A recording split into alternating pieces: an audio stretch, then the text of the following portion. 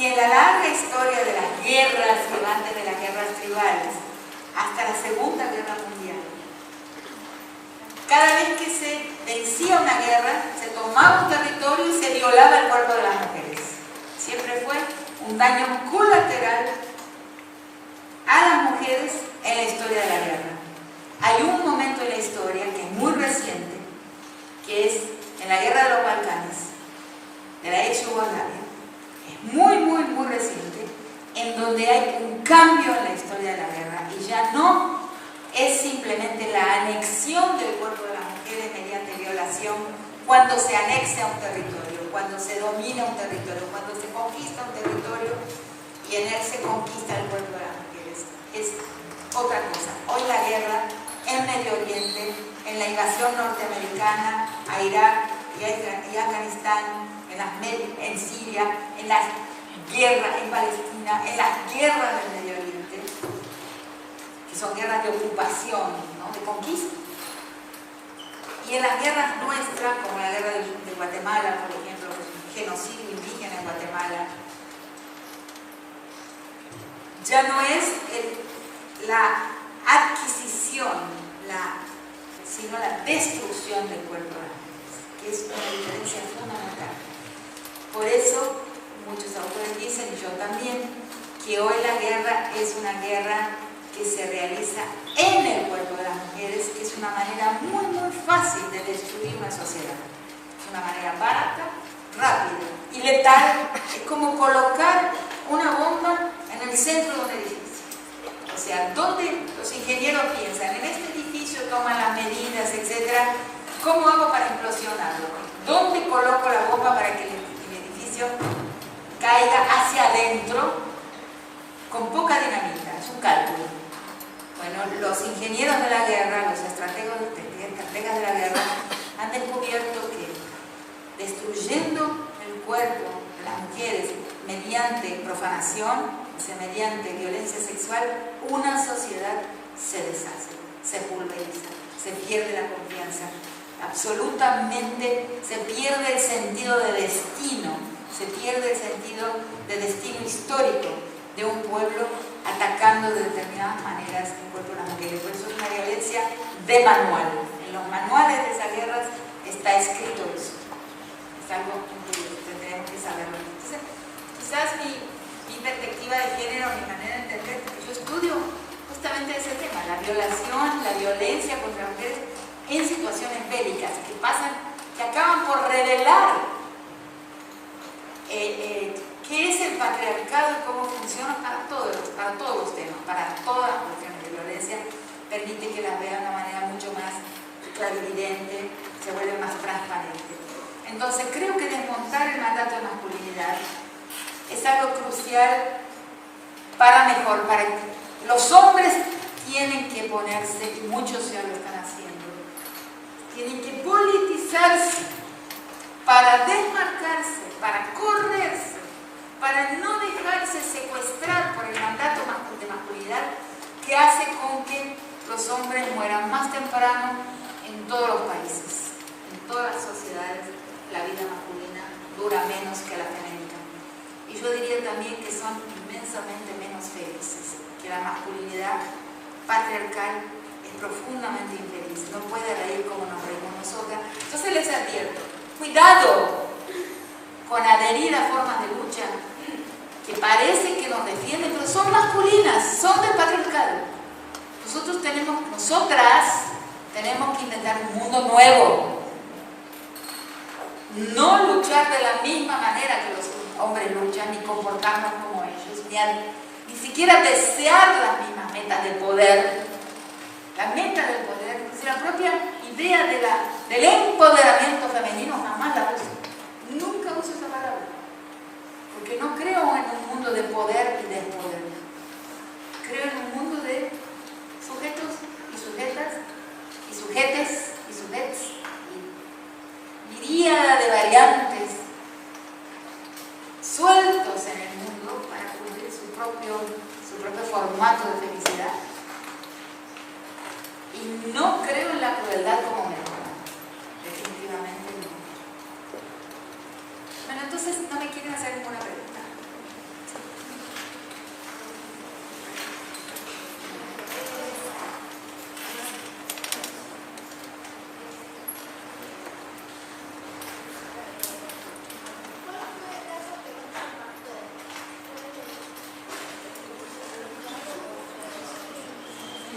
caso que más me impactó, a mí me impactan, bueno, en Argentina tuvimos muchos, a mí, bueno, sería injusto decir eso, ¿no?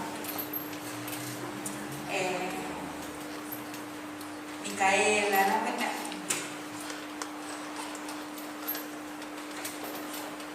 Imposible. Si digo un caso que a mí emotivamente me impactó más, voy a ser injusta con los otros, no puedo hacer. ¿Cómo? No entendí. ¡Habla más fuerte!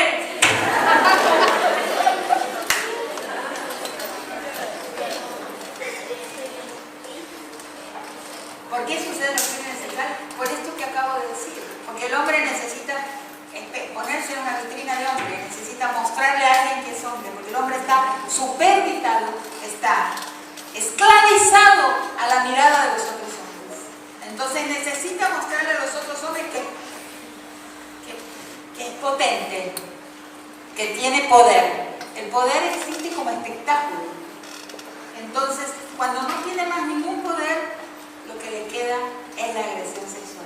Es un espectáculo, el gozo, el placer de la violación no es un placer sexual, es un placer del poder, de la capacidad de ejercer poder y oprimir a alguien, tomar un territorio y mostrarlo a los otros hombres. En el fondo es un gozo homosexual.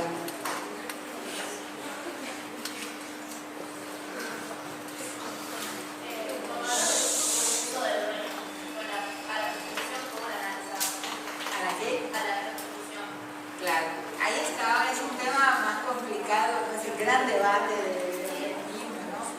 Pero sería muy largo, pero yo creo que el debate entre la criminalización, ¿no? La proscripción y la reglamentación, porque son las dos posiciones, o reglamentar o criminalizar, proscribir. ¿Cómo es?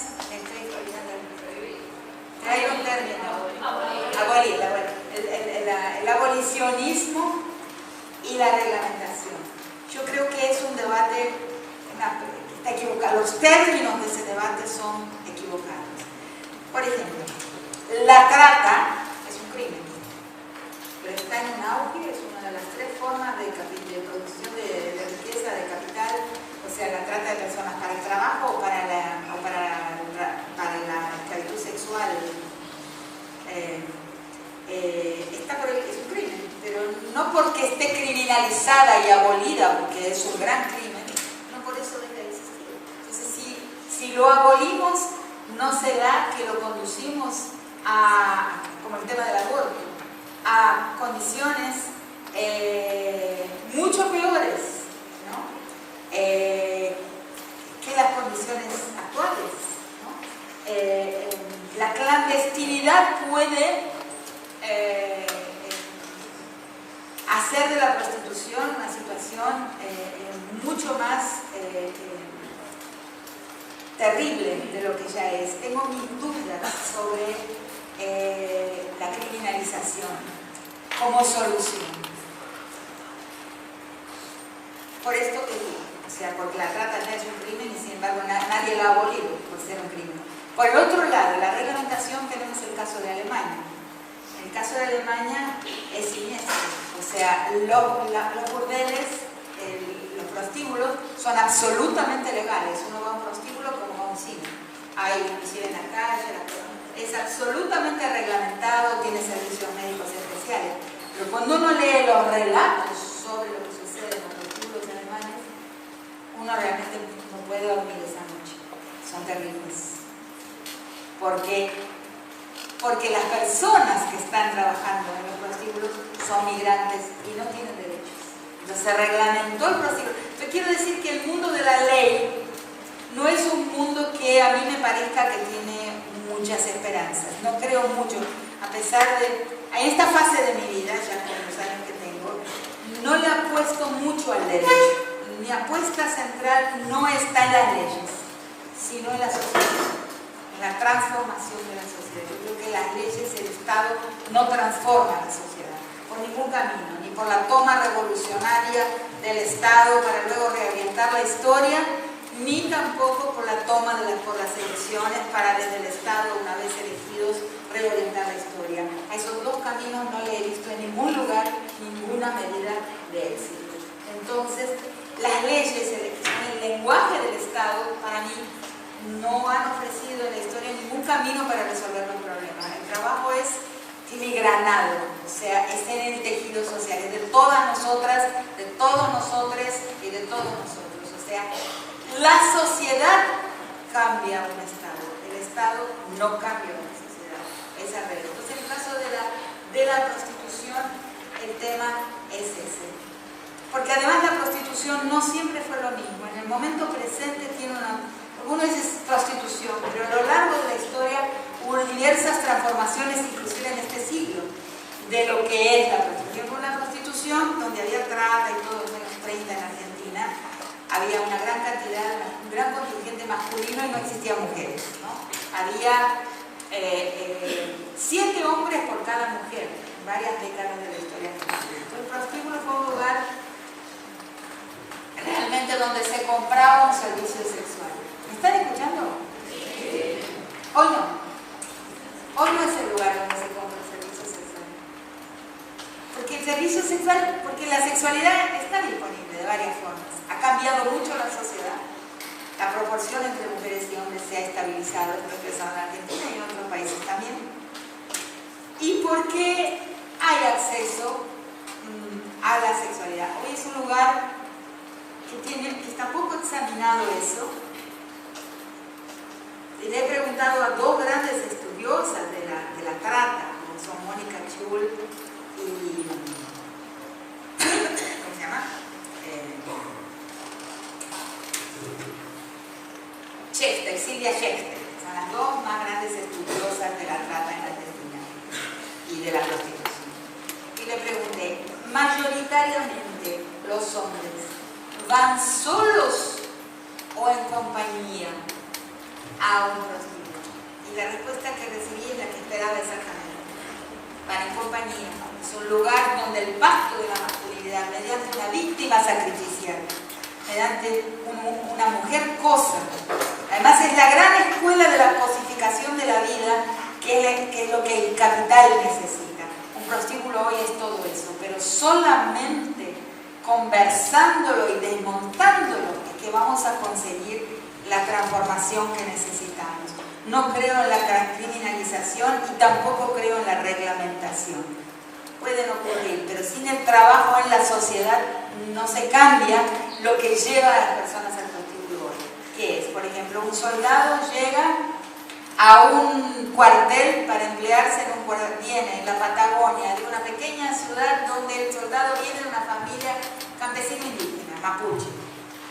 O sus abuelos fueron mapuche indígena, él está criollizado, pero vive todavía en un mundo comunal. Llega a Comodoro Rivadavia a un pozo de petróleo, a los alrededores de un pozo de petróleo, para trabajar en un cuartel. ¿Qué es lo primero que se hace con ese soldadito que llega a un lugar de explotación de petróleo? Llevarlo a un prostíbulo. ¿Por qué? Porque él va a aprender ahí a ver la vida como cosa, va a perder la empatía, la sensibilidad al sufrimiento de una persona. Es una gran escuela de pedagogía de la crueldad el prostíbulo, ¿no? Porque enseña a ver esa persona que está ahí como un cuerpo cosa. ¿Me entienden?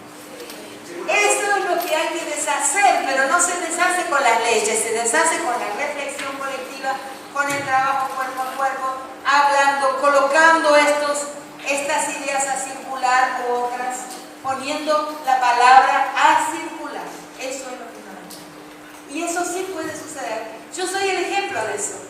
O sea, yo escribí un montón de cosas y de repente veo, hoy mismo abrí un dulce de leche, el dulce que me regalaron en Rosario la semana pasada, y veo que el dulce de leche se llama feminizar la política. Es una frase mía. Digo, o sea, poner dar nombres, ¿no?, a las cosas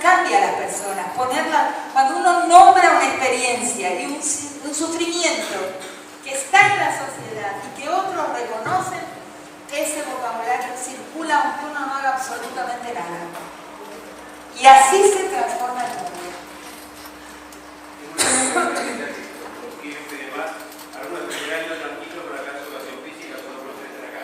Que todos los que quieren hacer preguntas, hagan las preguntas y vos ves qué podés hacer. Dale, hagan 3 o 4 preguntas y listo. Ahí está, hagan en orden las preguntas y empezar a ir. Sí, no sé, quería hablar de tu tema, yo quería decir otro tema. ¿Vos querés hablar de esto? En quinto año estuvimos viendo el otro día un video de una charla en la Universidad Nacional de San Martín, ¿no? Que diste vos. Y hubo un debate bastante grande en el curso sobre una frase, sobre un tema del que hablaron, que era la juventud, las adolescentes, con el tema del scratch y el linchamiento, que no, o sea, quería ver si podíamos charlar por acá para... Bien. Porque hubo bastante debate sobre eso. Bien. Bien. O sea, quiero saber dónde trazás vos la línea entre el scratch y el linchamiento social. O sea, si consideras, por ejemplo, un testimonio subido a una red social como algo espontáneo que implica el linchamiento social, o sea, que si no estás de acuerdo con eso, ¿cómo qué solución propones? ¿Cómo la realizarías? Quería saber qué opinás sobre por qué de un hombre a otro es tan difícil frenarlo, por ejemplo, un hombre le cuesta tanto frenar a otro que está acosando a una mujer o pasando una foto de ella en forma sin consentimiento. No, era lo mismo que Valentina, así que nada. Está ya, vale. Momento.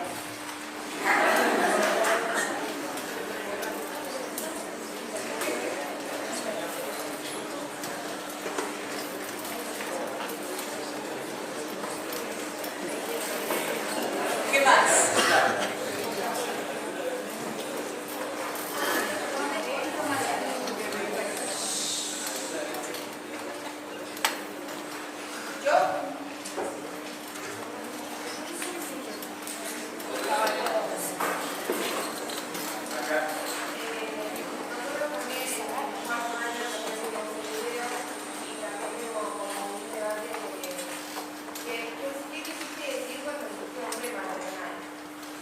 ¿Hombre maternal? ¿Listo? ¿Listo? Avance. Bien. Uno más, uno más. ¿A dónde?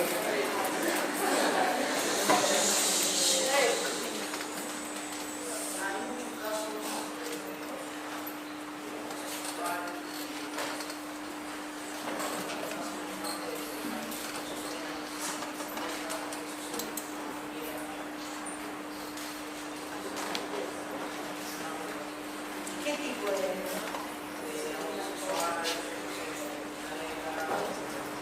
Acá era de Santa Fe.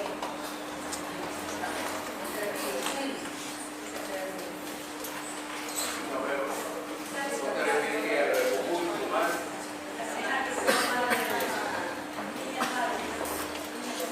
No se escuchó la pregunta.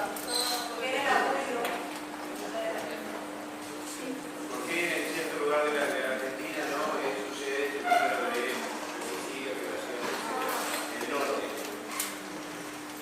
Bueno, ¿Listo? Porque si no, hasta la tarde. voy a tomar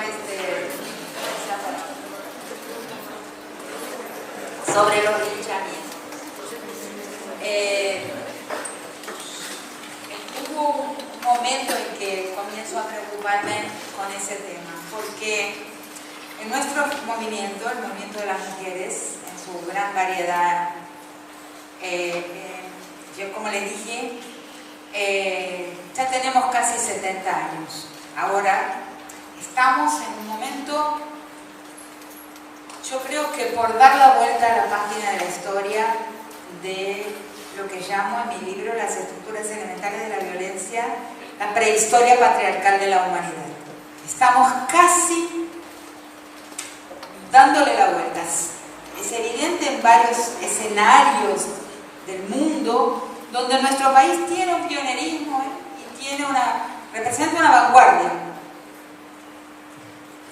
estamos casi que al borde de una gran transformación que podemos poner en riesgo. O sea, que tenemos que ser, al mismo tiempo que actuar políticamente con mucha fuerza, mucho mancomunamiento y organizarnos, al mismo tiempo podemos poner en riesgo mucho de lo conquistado ya, mucho de lo que avanzamos, ¿no? No nos olvidemos que tenemos grandes enemigos. O sea, si este movimiento acumuló experiencia durante casi 70 años, de repente, en menos de 10 años, nos surgió un fundamentalismo de los cristianismos ahí, tanto evangélicos como católicos, y eso que se parecen mucho al fundamentalismo islámico y también judío, porque el fundamentalismo apareció en los 4 monoteísmos y está como que dándonos la medida de lo mucho que hemos avanzado. O sea, la reacción que está suscitando, ¿no?, el momento del movimiento feminista nos da la medida del peligro que estamos, el riesgo en que estamos colocando el orden patriarcal. Yo realmente por mucho tiempo no lo vi, comienzo a verlo, de que el movimiento de las mujeres en el mundo está transformando la sociedad de una manera inesperada. Entonces, los fundamentalismos están presentándose también en nuestro mundo, donde nunca hubo realmente extremos fundamentalistas, y ahora lo estamos viendo, ¿no?, con el derecho a la familia, con mis hijos no te metas, en la ideología de género. Hay una virulencia fundamentalista, monoteísta, moralista, porque hemos tocado en algún punto neurálgico, ¿no?, de ese interés que es patriarcal, moral y capitalista. Entonces, en un momento surgió una alarma, por lo menos para mí, sobre la irresponsabilidad de algunas acciones, de algunos, no son la mayoría, pero bastan para que podamos tener un setback, lo que se llama, para que podamos tener un retroceso que no es deseable para nada, y mucho menos en este momento. Entonces, empiezo a hablar de la diferencia entre el escrache, que es una forma de juicio público absolutamente legítima en nuestro país y que tiene unas características muy claras. Solo escuchar cómo los hijos describen cómo montaron el escrache en las épocas de la impunidad, o sea, cuando se suspenden los juicios estatales a los genocidas, empiezan los juicios públicos de la propia gente y hay plena legitimidad en eso. Entonces, pero es un tiempo largo. Y entonces, como yo, en mi disciplina, uno de los temas que todavía me interesan mucho estudiar, y cuando enseño antropología, enseño especialmente ese tema, porque me parece crucial, que es el tema del pluralismo jurídico, o sea, otras formas de justicia. ¿Qué quiere decir? El estudio de otros modelos de justo proceso que no son el de Estado, o sea, el Estado ofrece una pauta obligatoria por la Constitución y por los códigos de lo que es un justo proceso. Pero las sociedades indígenas, los mundos comunitarios, o sea, la plurinacionalidad boliviana, por ejemplo, han establecido una norma jurídica también para respetar las otras justicias, lo que es bastante difícil porque a veces hay conflictividad con el Estado. ¿Me siguen? Entonces, en ese capítulo, en ese tema, se estudian otras formas de justo proceso, que lo he estudiado y que es uno de los temas que enseño en antropología. O sea, por ejemplo, la justicia comunitaria, ¿no? Entonces, toda forma de justo proceso, sea ella estatal o no estatal, como por ejemplo el escrache, y el escrache argentino cumplió perfectamente con esta pauta de cualquier justo proceso, tiene que tener un tiempo de preparación, de deliberación, de denuncias varias, hasta que haya una certeza, pero sobre todo tiene que tener un elemento, que es el derecho al contradictorio. Ahora, el derecho al contradictorio, porque eso es lo democrático. Si no hay derecho al contradictorio, no hay democracia. Eso es lo que cualquier autoritarismo suprime, el derecho al contradictorio. ¿Qué quiere decir? No solamente, porque a veces en el caso de género eso es prácticamente imposible, el derecho a la defensa o que se presente el culpable y se defienda y diga, pero sobre todo me refiero a esto, que entre todos los que están pensando el escrache, y todas, o sea, en este caso las mujeres, porque estamos hablando del feminismo, entre todas las personas que se mancomunan para pensar un castigo, ¿no? Al agresor, al contraventor, puede haber una deliberación donde opiniones divergentes estén presentes. Si no hay opiniones divergentes, si no hay una real deliberación, si hay miedo a colocar ahí una opinión divergente, no se configura un justo proceso. Un escrache es un proceso público, es justicia popular. Y tiene un tiempo, tiene una preparación, tiene una deliberación y tiene que garantizar la posibilidad de opiniones divergentes sobre, por ejemplo, cómo sería el castigo, cómo sería la punición, cómo serían las medidas a ser tomadas. Eso tiene que estar presente. Un linchamiento no social, un linchamiento moral, hablo yo del linchamiento moral o el linchamiento físico, que es la muerte, o sea, la golpiza hasta la muerte o casi la muerte. Tengo un estudiante en este momento, un estudiante negro, un activista negro, muy inteligente, escribió una tesis sobre el linchamiento en Brasil, en una localidad, en un estado en Brasil, de donde él nació, que es Maranhão, donde se practican muchísimos linchamientos. Y él llega a la conclusión. Y hoy, si ustedes buscan el blog El cohete a la luna, que es el gran blog de Verbitsky, o sea, un personaje del periodismo, paladín de varias denuncias muy interesantes. El cohete a la luna, hoy tiene justamente una gran nota, me impresionó, sobre linchamientos, que curiosamente se acerca mucho a lo que dice mi estudiante sobre el espacio donde observó los linchamientos. Los linchamientos son en realidad una tercerización del Estado, un brazo del Estado actuando contra la gente, un brazo punitivista del Estado actuando contra la gente. Si yo trazo una línea, eso las dos primeras preguntas, les respondo, trazo una línea lo más clara que soy capaz de conseguir entre el escrache como un juicio público que tiene un tiempo, y garantiza la posibilidad de opiniones divergentes. Si no, no hay democracia. Y puede haber una democracia pública, que no sea una democracia estatal. Inclusive no hay una democracia estatal. El Estado todo el tiempo nos secuestra la democracia, nos impide el proceso radicalmente democrático. La gente, el público, podría organizarse democráticamente, pero tiene que tener esta noción clara de lo que es el pluralismo de las formas de un justo proceso. Pero ese pluralismo de las formas de un justo proceso tiene algunas características que tienen que estar presentes, que es un formato, un tiempo, una deliberación y el derecho al contradictorio, o sea, a la divergencia.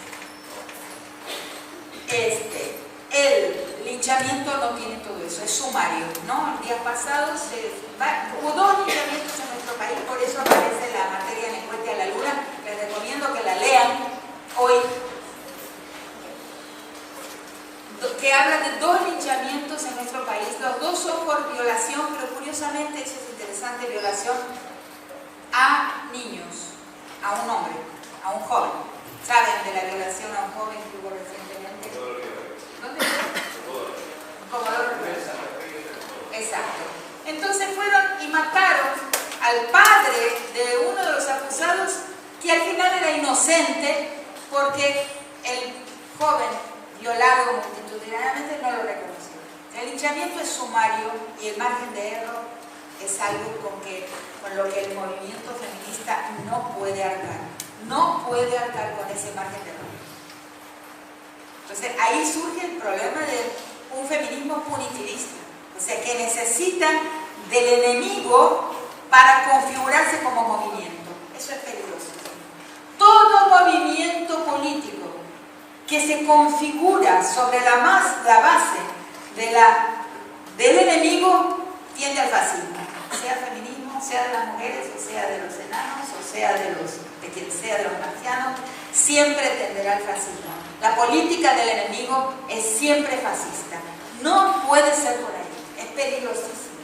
Nos conduce al lugar a donde nos condujo el patriarcado. Yo no quiero convertirme en patriarca y no me gustaría ver que las mujeres se conviertan en patriarcas y en fascistas. No es por ahí. Nuestro camino tiene que ser absolutamente creativo y nuevo, totalmente nuevo. No puede reproducir las prácticas de aquellos que estamos queriendo que desaparezcan de la historia, que son los patriarcas.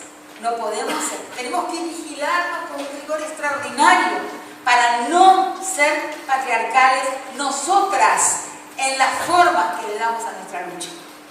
Esa es mi convicción.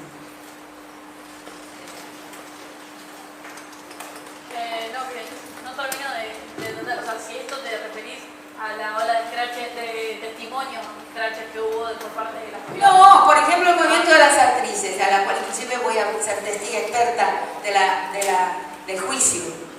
Me convocó la abogada de Telmo. Eso se ve que está bien, ahí hay un ritual, se está pensado cómo lo van a presentar, lo trabajaron durante muchos meses. Eso no es un linchamiento. Esto es clarísimo, lo que estoy diciendo, hay una diferencia entre linchamiento y scratch. Estoy diciendo cuáles son las características de un scratch y cuáles son las características de un linchamiento moral peligrosísimo, maligno y que busca un enemigo para constituirse como grupo. Pésimo, terrible. Es un peligro muy grande. Que vos me contestes que a veces esa diferencia es tenue. Sí, lo hacemos. Tenemos que trabajar más sobre eso.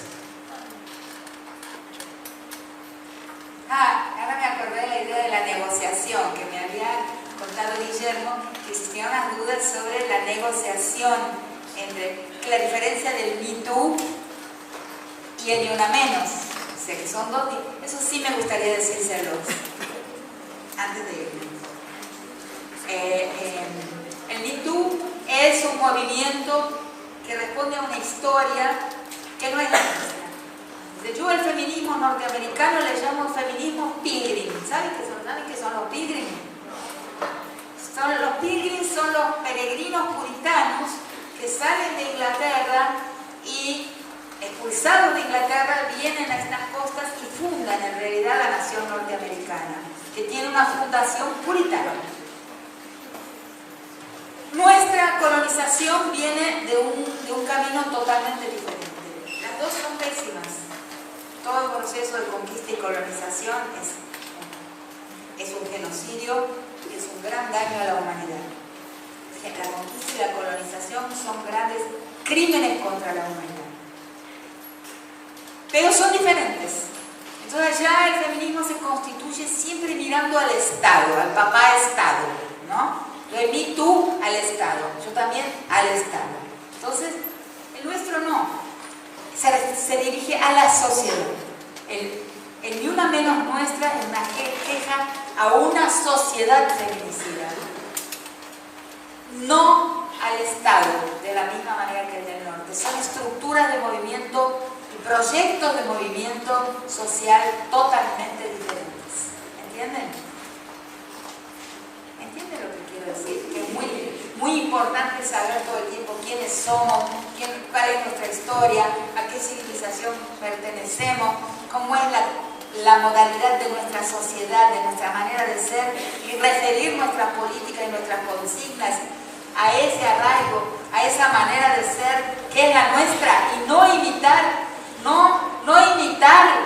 modas y consignas de movimientos sociales de otras tradiciones, de otras historias. ¿Entienden? Eso es muy fundamental.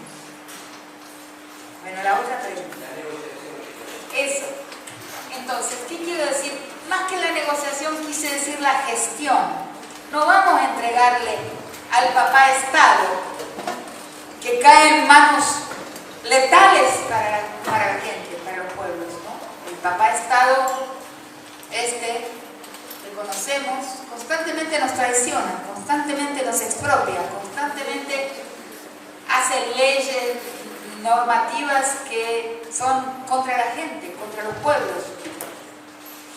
Entonces, por eso hablo de que, a diferencia de los Estados Unidos, que el problema de ellos es con ellos, el problema nuestro es con nosotros.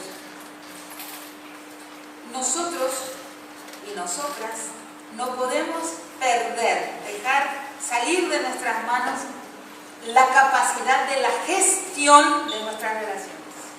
Nosotras tenemos que conseguir gestionarlas. O sea, aparecerá un agresor, lo procesaremos. O sea, deliberaremos y pensaremos cómo se hace. Si el agresor es muy joven, o sea, está en la franja de edad de ustedes, no se le puede cerrar la puerta de forma definitiva, porque si me pasé una parte de mi vida trabajando en una cárcel, con violadores, con asesinos, con ladrones, con estafadores, y una parte de mi trabajo como antropóloga fue en una penitenciaria de máxima seguridad en Brasilia, pensando en que el ser humano está en el tiempo y hasta el último momento, hasta el momento de la muerte, el momento instante anterior a la muerte, el ser humano puede transformarse, pero sobre todo puede transformarse si es un niño, sobre todo puede transformarse si es un adolescente, ¿no? Si es joven, si le damos las condiciones para esa transformación. Esa fe no la puedo perder, yo no la puedo perder. No voy a abdicar de esa creencia. Lo que pasa es que las cárceles, por ejemplo, el tema de las cárceles, ¿puede un violador rehabilitarse? No lo podemos saber, porque las cárceles son escuelas de violación. O sea, él aprende más a violar o a ser violado cuando entra en una institución carcelaria. O sea, es imposible saber en la cárcel cómo es, cómo podría ser, cómo se salva a una persona, cómo se le da a una persona las herramientas, primero para la reflexión, para que se mire en el espejo. Después de mirarse en el espejo, lo que llamo el espejito de la reina mala, que lo uso bastante en mis conferencias y en mis escritos, esta idea de la necesidad del espejo de la reina mala, que en los cuentos de hadas es un instrumento de la mujer, el instrumento femenino, un espejo que nos vuela o no nos dice la verdad. Estoy linda hoy, horrible, está hecho horrible. O sea, soy buena, no soy pérfida. El espejo de la reina mala, que es el espejo de la reflexión, porque la idea de reflexionar es la idea de enfrentarse a un espejo, a veces con extrema crueldad con relación a nosotras mismas y mismos. Entonces, esa reflexión es indispensable. El sistema carcelario no le ofrece mayormente a las personas las posibilidades de la reflexión, que es el tema de la responsabilidad. Culpa y responsabilidad son nociones totalmente diferentes. La responsabilidad jurídica, la responsabilidad penal, que es un poco la que se aplica a los escraches y a los linchamientos también, la responsabilidad para responsabilizarlo, sentenciar y castigar, es distinta a la responsabilidad de verdad. La idea de responsabilidad viene de poder ofrecer una respuesta sobre lo que se hizo. Y como yo trabajé muchísimo tiempo con grandes equipos de estudiantes, con muchos estudiantes, con violadores, para que nos dieran una respuesta, o sea, se volvieran responsables. Responsables y respuestas tienen la misma raíz etimológica. El responsable es el capaz de responder por lo que hizo. Por ahí va el camino de la transformación. Cuando uno es exigido o exigida de poder responder, ¿qué hiciste? Y yo me encontré con presos que habían violado, que estaban sentenciados por violación, y no podían, de veras, no conseguían explicar, porque robar, bueno, me quería este vaso, me lo robé, maté, y bueno, odiaba a esa persona porque me había agredido, me insultó, la maté porque robé y no quería que me reconociera. Eso era fácil decir. Ahora, ¿por qué violó? No fue fácil, y lo que encontré todo el tiempo es una dificultad inmensa para explicar la violación. Ciertamente no era por deseo sexual, no era porque me moría de ser hombre con un deseo que no podía controlar. Esa respuesta, esa explicación, jamás, a lo largo de casi 2 años de conversaciones con Gabriel, nunca en ninguno de ellos surgió, porque moría de sed, porque moría de deseo sexual. No es la explicación de la violación. Entonces, al trabajar para responder, al trabajar para entender, la persona puede transformarse. Sin ese trabajo, ¿qué le dijeron los 29 informes psicosociales que el juez Rossi recibió? El juez Rossi es el que soltó al violador que se llama Wagner y que acabó matando a Micaela. El juez Rossi fue el que lo puso en la calle. ¿Qué es lo que no hizo el juez Rossi? No hizo el deber de casa. Ni siquiera leyó, creo yo, porque no tomó en consideración 29 informes psicosociales que le decían que Wagner nunca había reflexionado sobre las violaciones que había cometido. Entonces, si una cárcel de alguna manera no da el tiempo, los medios, el vocabulario, porque no puede haber reflexión sin vocabulario, sin léxico. Uno de los elementos indispensables para la responsabilidad, o sea, para la respuesta, es la palabra. La cárcel tiene que ofrecer palabra, tiene que palabrizar a aquellos que están sentenciados por crímenes, porque sin el acceso a la palabra no hay reflexión posible, no hay respuesta y no hay responsabilidad. No podemos saber si los violadores son recuperables o no, porque las cárceles son desastrosas, son escuelas de crueldad. Bueno, entonces, ¿qué es la gestión, negociación? Nosotras tenemos que construir una sociedad, una escuela, un secundario, una clase, una fiesta, en donde todas las personas puedan negociar, gestionar lo que quieren y lo que no quieren. Cada una de nosotras tiene que ser un juez de nuestra propia vida y de quien se nos acerca para compartir la vida con nosotros. Si no podemos hacerlo, vamos a fracasar. O sea, es cara a cara y cuerpo a cuerpo la transformación de la vida. No es mediante vení Estado y matame a este, sacame a este de circulación. No es por ahí.